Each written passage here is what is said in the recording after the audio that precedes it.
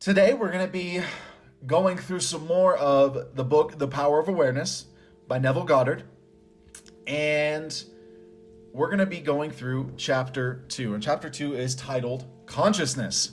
So if you have the book, you can follow along. If not, you can just go ahead and listen. But after the chapter ends, I'll do some reflections on certain paragraphs that stick out to me and hopefully inspire some revelation in you.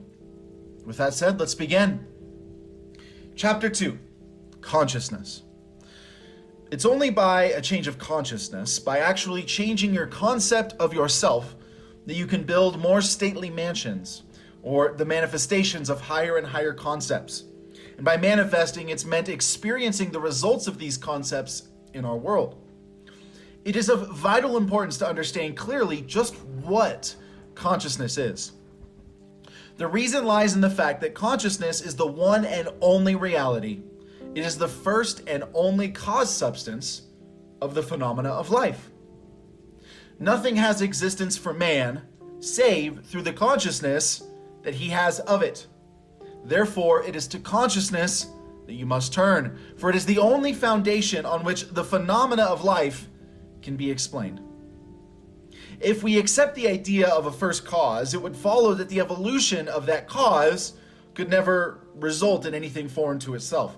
That is, if the first cause substance is light, then all of its evolutions, its fruits, and its manifestations would remain light. And the first cause substance being consciousness, all of its evolutions, its fruits, and phenomena must remain consciousness. All that could be observed would be a higher or a lower form or variation of the same thing. In other words, if your consciousness is the only reality, it must also be the only substance. Consequently, what appears to you as circumstances, conditions, and even material objects are really only the products of your own consciousness. Nature, then, as a thing or a complex of things external to your mind, must be rejected. You and your environment cannot be regarded as existing separately. You and your world are one. Therefore, you must turn from the objective appearance of things to the subjective center of things, your consciousness, if you truly desire to know the cause of the phenomena of life and how to use this knowledge to realize your fondest dreams. In the midst of the apparent contradictions, antagonisms, and contrasts of your life, there is only one principle at work, only your consciousness that is in operation. The difference does not consist in the variety of substances, but in the variety of arrangement of the same cause substance, your consciousness. The world moves with motiveless necessity. And by this it means that it has no motive of its own, but it is under the necessity of manifesting your concept, the arrangement of your mind, and your mind is always arranged in the image of all you believe and consent to as true. The rich man or the poor man, the beggar man or the thief are not different minds, but different arrangements of the same mind. And in the same sense that a piece of steel, when it's magnetized, it differs not in the substance from its demagnetized state, but in the arrangement and the order of its molecules. A single electron revolving in a specified orbit constitutes the unit of magnetism. When a piece of steel or anything else is demagnetized, the revolving electrons have not stopped. Therefore, the magnetism has not gone out of existence. There is only a rearrangement of the particles so that they produce no outside or perceptible effect. And when the particles are arranged at random, mixed up in all directions, the substance is said to be demagnetized. But when the particles are marshaled in ranks so that a number of them face in one direction, the substance is a magnet. Magnetism is not generated, it is displayed. Health, wealth, beauty, and genius, they're not created either. They are only manifested by the arrangement of your mind, that is, by your concept of yourself. The importance of this in your daily life should be immediately apparent. The basic nature of the primal cause is consciousness. Therefore, the ultimate substance of all things is consciousness. That's the end of the chapter. I love these. They're short, but they're sweet. They're short, but they pack in so much information. There's so much to be extracted from this passage that we just read. And it's really important that we don't treat this kind of stuff as intellectual knowledge, like world culture's history that we would learn in school, but as a continual building upon of a strong foundation. And that foundation is a foundation of understanding of who we really are. And we talked about that in the last episode. We talked about that you are not your body. You are what gives life to the body. You are the life that is in all things. You are that life. You are I am that I am.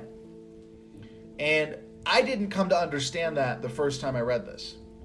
It's a constant mulling over and pondering and consideration of these things from multiple different perspectives that I believe allows us to tap into the power of these truths, because applying these concepts to our lives, I think is done over a process of time where we are continually understanding the truth of who we are. Because if you've never been told it before, for me to tell you that you have the power of the infinite running through you and working through you, it sounds great, it looks great, it's all that stuff, but it's like, okay, how do I manipulate that power? How do I modify that power? How do I exercise that power in order to work in my greater benefit? And that's what we're doing here. We're learning how to exercise the power that we've been using our whole life. A lot of people, when they get into this stuff, they say, well, this is something new I have to learn. And I say, no, it's not something new you have to learn. You're actually just shifting directions because you've been attracting things into your life your entire life.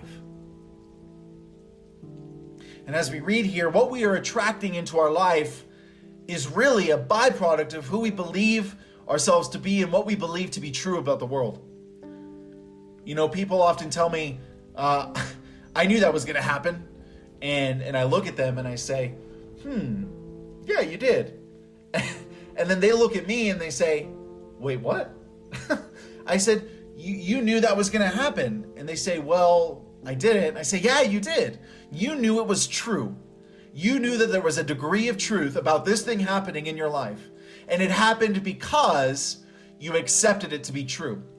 If you notice the things that happen in your life, the experiences that recreate themselves, that recycle themselves, the things that you experience over and over and over again, maybe just with different people or different places, they happen over and over again because of what we believe to be true about our lives.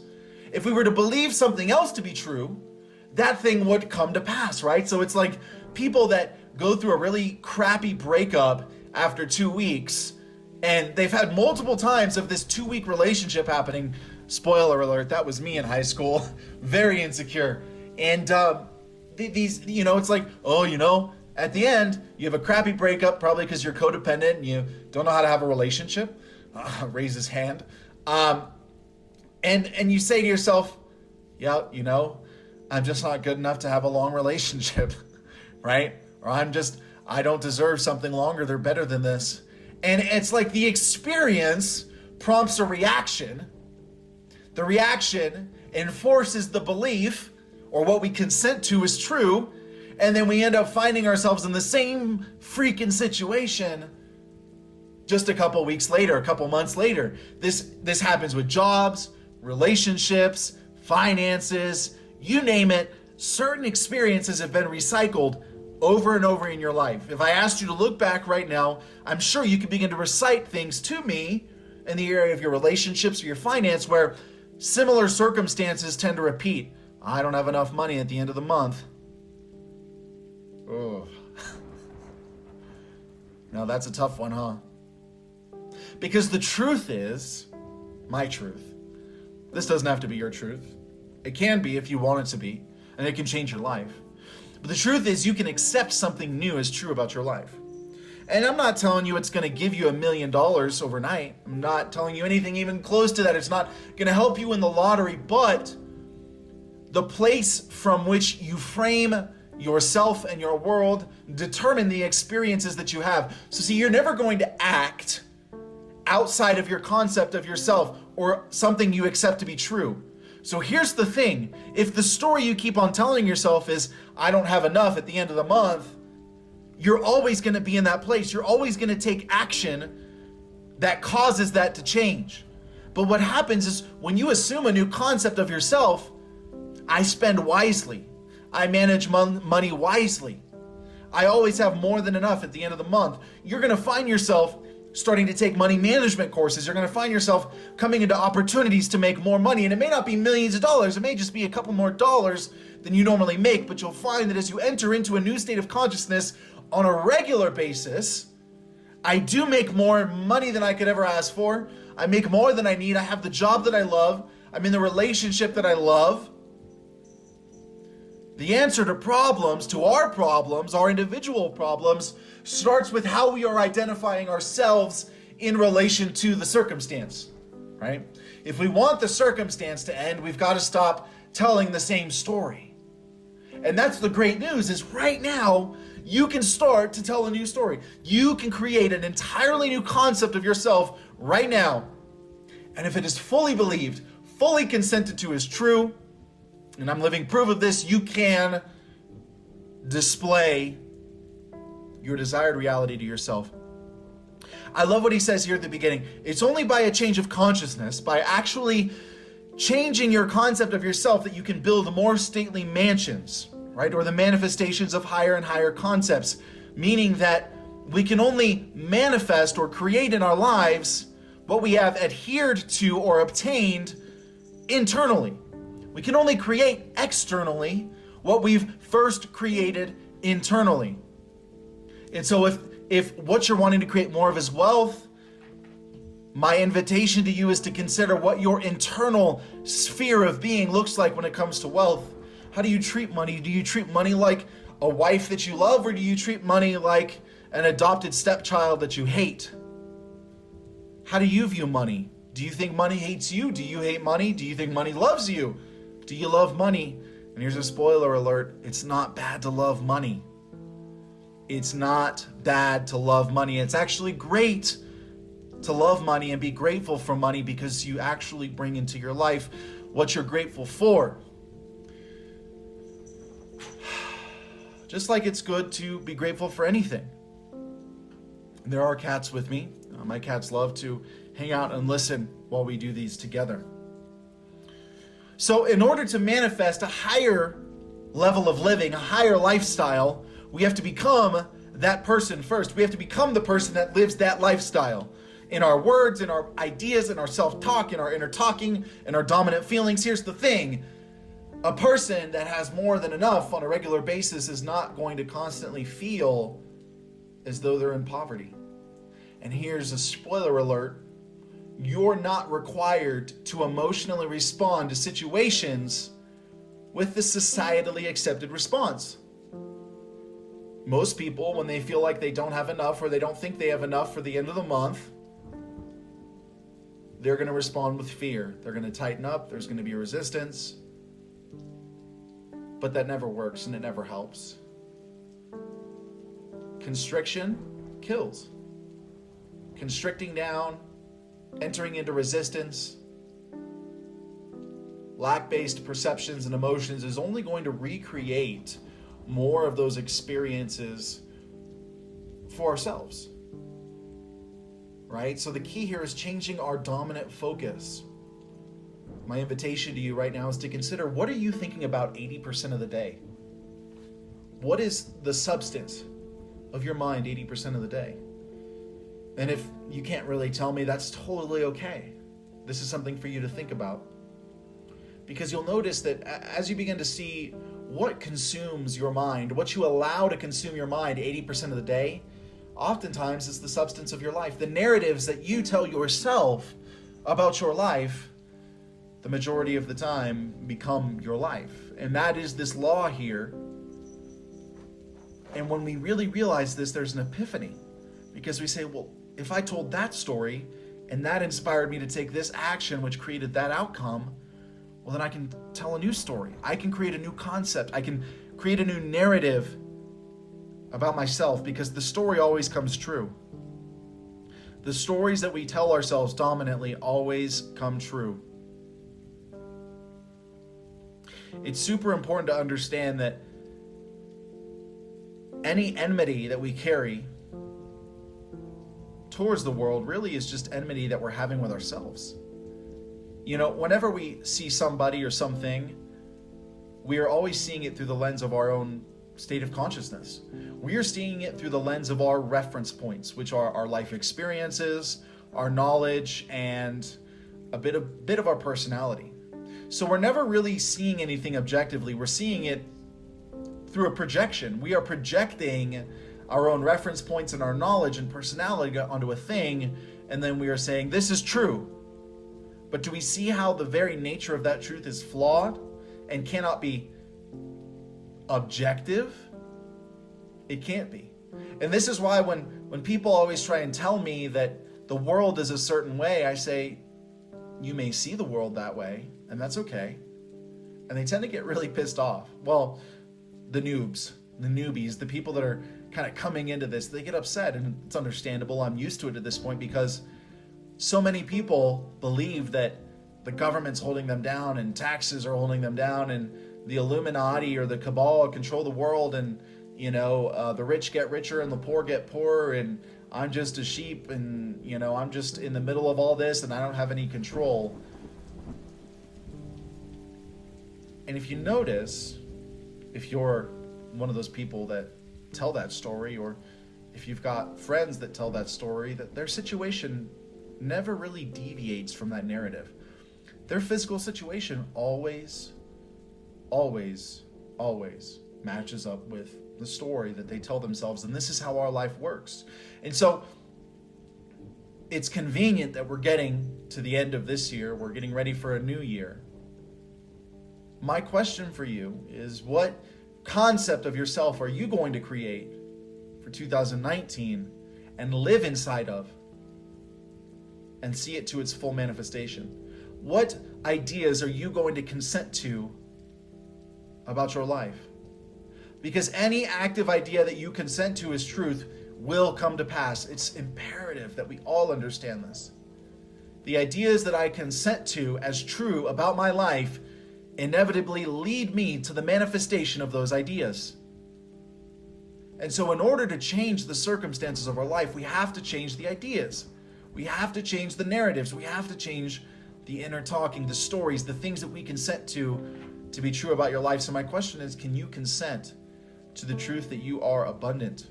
Can you consent to the truth that you have the ability to create your life exactly the way you'd like it?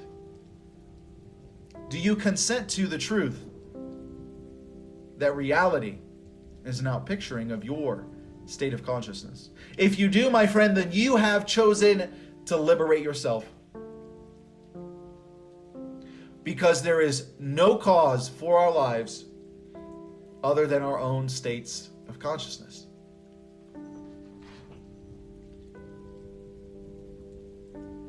In a world that is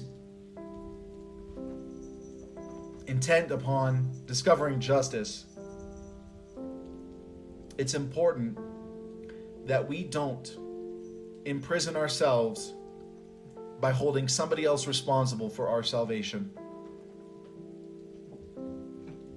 You know, as a child, I was raped and sexually abused pretty heavily inside of foster homes.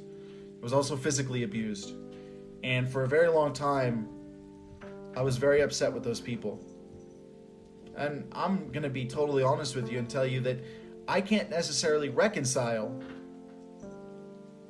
how that event was created. And sure, I can say, yeah, you know, that some external, you know, they had a choice in that and I didn't. And we can play semantics all day. It's really important that while you don't look too deep into the things that I'm saying, you look deep.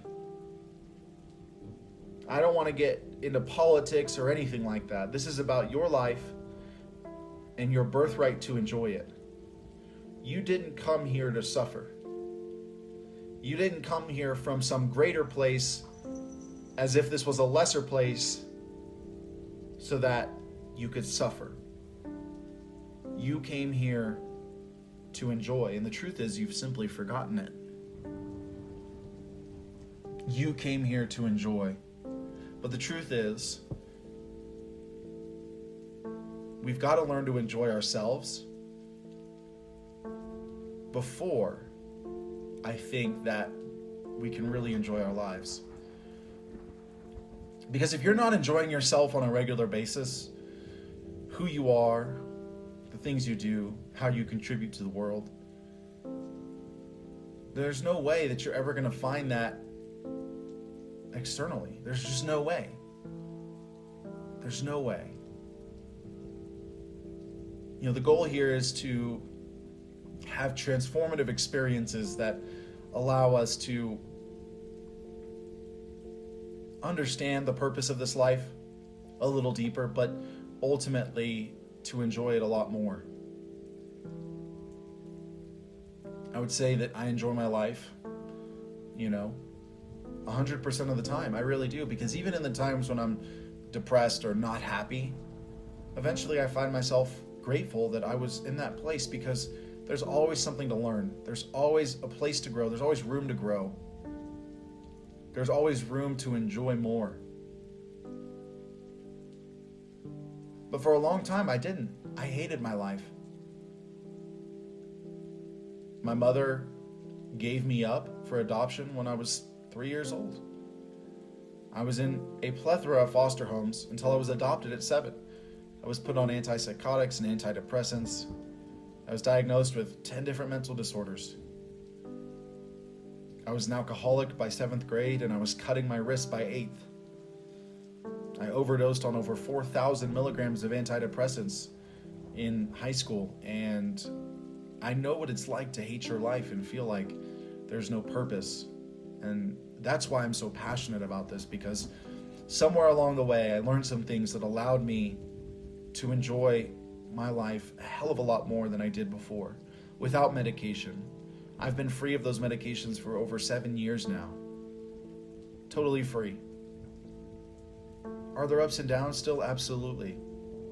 Is that ever going to cease to exist? No, because that's the way this life works. But you do have the ability to create life on your terms. There's nobody that can tell you that you can't do it. The only thing standing between you and the realization of your goal is the story you keep on telling yourself as to why you can't have it. Because what happens? We tell the story, we take the action, we get the result. And the action and the result are always going to be synonymous with the story. So my invitation to you today is to begin to draw and write a new story. Create new concepts of yourself. You're no longer a victim. You no longer suck. You're amazing. You're an overcomer. You are abundant. You have the ability to create more wealth than you could ever want. You have the ability to be free from any sort of emotional trauma you might be dealing with. You have the power. Your salvation, it's inside. And if there's anything that I get across to you with my truth, it's this. Salvation is inside of you. It's always going to be inside of you. Because as long as it's outside of you, you're just never quite going to make it. There's always going to be more to go. As long as there is a standard that you have to live up to in order to take firm control of your salvation, of the vehicles that you would use to change your life, whether that would be a thriving business, a thriving relationship, all of these things, you have the ability to create them. And it starts with the story that you're telling yourself. It starts with changing your concept of yourself. So my challenge and my mission for you, should you accept it, is to, in detail, create a new story about your life. What does your life look like on a daily basis now that you are living the dream? Get very clear about this. Allow this to dominate your mental and emotional focus for the majority of your days. Become consumed by the feelings of relief and satisfaction rather than anxiety and worry. Because you have the choice. You have the choice as to how you are going to respond and rationalize any situation that comes your way. In these situations, life is either an opportunity to become who we want to be or to shrink back into who we know we are not. So the choice is yours. The choice is yours. A piece of steel, when it's magnetized, it doesn't differ in substance from its demagnetized state. It's still steel. But it does begin to differentiate in the arrangement and the order of the molecules. The substance, the core substance, never changes, but the arrangement of the substance changes, which causes a different effect. Either magnetization or demagnetization. Effects of the same substance arranged differently. And this is super important to understand. Super, super, super important to understand. You are, at your core, infinite consciousness. God, substance, whatever you want to call it. You are infinite. And the arrangement of your mind, your concept of yourself, is the only differentiating factor as to the effect that occurs in your life. Your concept of yourself is what causes you to demagnetize or magnetize and bring your desired state of consciousness into reality, into experience. And how do we do this? How do we become a magnet for our experiences?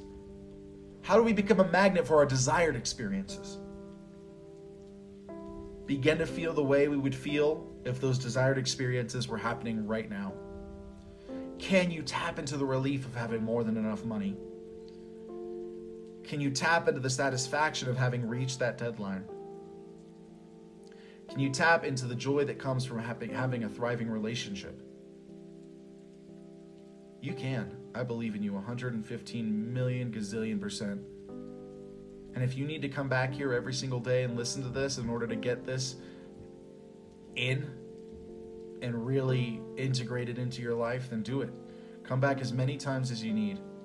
You know, I've been studying this stuff for years and years and years, and I'm still learning. I'm still learning. And I'm still getting new understanding and new revelation.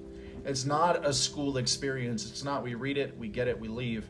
It's we read it, we read it, we read it, we ponder it, we contemplate it.